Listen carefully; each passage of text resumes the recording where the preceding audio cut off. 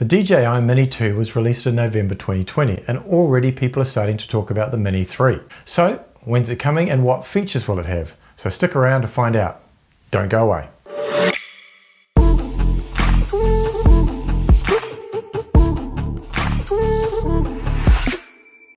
Hey guys, and welcome back to the channel where we review tech related to making YouTube videos and other breaking news and speculation videos just like this one. So if you're liking this content, be sure to hit that subscribe button and the bell so you don't miss out on any new videos. So the DJI Mini 2 caused a lot of waves when it was first released in November 2020. First, it came out only 12 months after the release of the DJI Mavic Mini, when traditionally we've had about a 2-year gap. But hey, we didn't say no.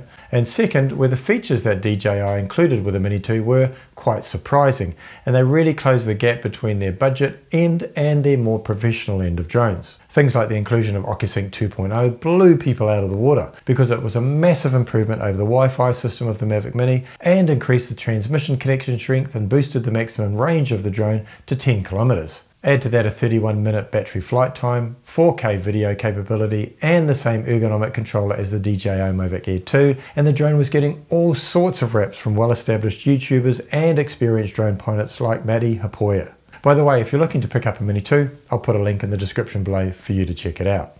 Now, I just mentioned the Mini 2 came out only a year after the DJI Mavic Mini, which was unusual. And again, recently we've seen the release of the DJI Air 2S, barely a year since the DJI Mavic Air 2 released, which has both delighted and annoyed a lot of people. Now, I'm sure DJI would have liked to have kept to a slightly longer release schedule, but one of the main reasons for new or updated drones coming out so frequently is because of the competition. Now, DJI are king of the heap right now, but when you're number one, there's only one place you can go, and that's down.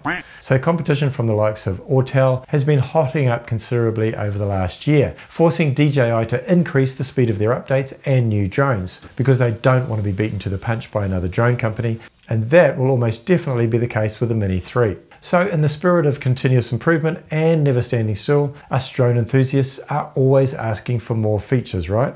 More features, bigger sensors, more intelligent flight modes, more. So, in terms of a wish list, what would we like in the DJI Mini 3 when it inevitably comes out later this year? Now, first of all, we have to be realistic. DJI have to have a gap between its budget-end drones and its higher-end drones. So let's not go silly and start saying that it should have a Hasselblad camera with a 1-inch sensor and stuff like that, because that's just not going to happen. Now, I've been in touch with lots of people and done quite a bit of research. So here are the top 10 realistic features I'm hearing may be in the DJI Mini 3 when it comes out this year. First up is some sort of active track functionality. Now, this has been one of the biggest complaints, well, not complaints, but requests from Mini and Mini 2 users. Even compared to the DJI Spark, for example, the Mini 2 is superior in many ways, and yet the Spark has a basic camera tracking feature, but the Mini 2 has none. I've seen suggestions of perhaps adding a micro GPS locator that could be something you wear and that the drone could lock onto it. Now, in order to have some kind of active track feature, it kind of needs to go hand in hand with some form of optical avoidance sensors. Now, I wouldn't expect the Mini 3 to have full optical avoidance. It would add way too much weight for one thing, but some optical avoidance sensors would certainly be welcomed by enthusiasts of this drone. Perhaps this could be married to the active track features they include and analyze what directional sensors would be optimal for this drone and those features. For example, it may be better to fit it with side sensors first because a lot of the movements are orbital, and it would benefit from that rather than front sensors first that a lot of people are asking for. Look, I don't know specifically what the answer is. I don't think anyone is expecting sensors on all sides, but some would be great. Next is a request for some modest additions to quick shots. Now, DJI have introduced a feature in the Air 2S called Master Shots, which is essentially the next evolution of quick shots, where you select your subject and the drone will automatically execute and record 10 different maneuvers in sequence, keeping your subject center frame and then generating a short cinematic video afterwards. Now, we're not asking for that, but maybe, I don't know, mini shots, where it combines maybe 3 of the quick shots in a sequence or something like that. Then inevitably we get to sensor size and resolution. Actually, people are pretty damn happy with what they get from the Mini 2, me included. So this isn't at the top of the list, but people are saying, okay, keep the resolution the same, but maybe give us a little bit more flexibility with regard to frame rates, perhaps 4K at 60 frames per second. Now, a firmware update not long after its release has given it 2.7K at 60 frames per second, which is pretty good, but maybe they could tweak the 4K as well. I'm not sure if we need something like 1080p at 120 frames per second, as some people are suggesting, but something that would enable us to be able to slow down footage a little bit more so we can get even smoother looking video. So tell me, what do you think of the improvement list so far? Have we missed anything, or is there anything else you would add? Let me know in the comments section below.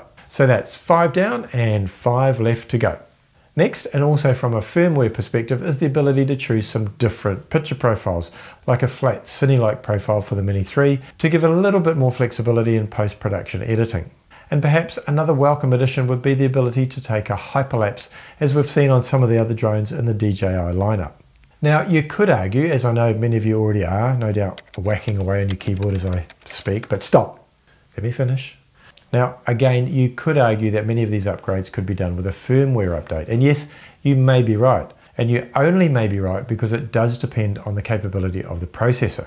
So some of these things may only be possible in the Mini 3 because it may need an upgraded processor to cope with all this new stuff.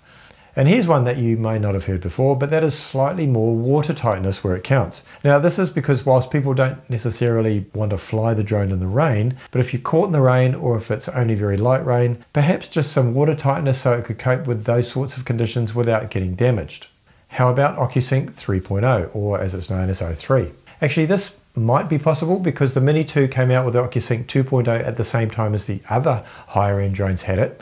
But actually, Ocusync 2.0 in a drone this small is actually pretty good. But if you were to put 3.0 in, well, we wouldn't say no. We don't really need any more range, to be honest, but we would benefit from an even stronger and stable signal, which is already really good. In terms of the kits that the drone is released in, like the Fly More combo, how about a few little accessories? Hey, the Air 2S came out with a set of ND filters. Maybe they could include for the Mini 3 the most popular ND filter strength? Or not. Okay, I'll leave that one with you. Another option is the kits, is to keep the same controller and then add another combo package of maybe just the drone and an update to the app if required, so that you could pair the controller with multiple drones, as you might already own the Mavic Mini, the Mini 2, the Mavic Air, or the Air 2S. So DJI, you can see that we want a little bit more, but we're being realistic and not too greedy. And hey, we're realistic to know that this is the budget end of the spectrum and the relativity between the drones has got to be maintained. There's already been a massive shake-up in that sense, so the Air 2S has come out with so many more features and upgrades than the current flagship, the Mavic 2 Pro. Now, these things we'd like to see in the Mini 3 will come at a price too. We get that. So even though DJI have a track record of keeping the prices of the new upgrades pretty similar to the models they're replacing, if we're expecting extra features, we should probably be braced for paying a bit more for them as well. Oh, and here's a bonus request, DJI.